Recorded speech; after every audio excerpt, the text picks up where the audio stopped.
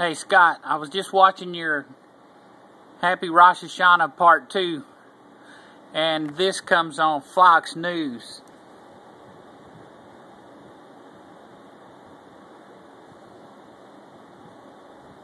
Indonesia.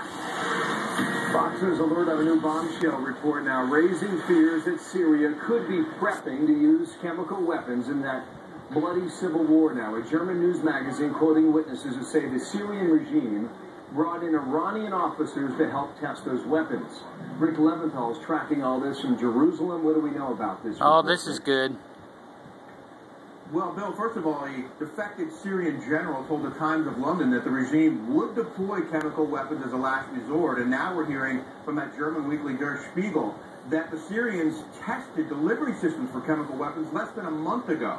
The report suggested the Syrians took these chemical weapons tests within the last month or so at a chemical weapons research center in Al-Safir, east of Aleppo. They say that tanks and aircraft fired several empty shells capable of delivering poison gas with the help of Iranian officers who were flown in for the testing. Here in Israel, which neighbors Syria, concern over chemical weapons sparked residents in double requests for gas masks in the past few months.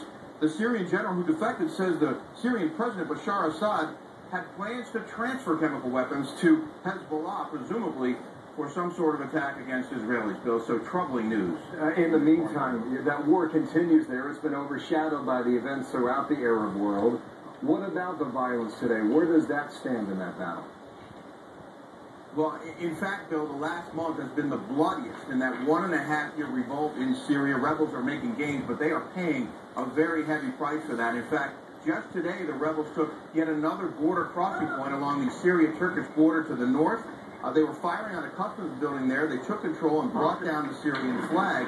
And taking that crossing, of course, would make it easier to move in arms, supplies, and reinforcements. But the Syrian army and its fighter jets have been pounding rebel positions, destroying ammunition warehouses, shelling populated areas, according to local reports, with some saying at least 61 people were killed today alone. The government says it is killing terrorists, but the rebels on the ground, Bill, say that many of the victims include innocent civilians. Well, Rick Lip. Wars and rumors of wars. Man, it doesn't look good.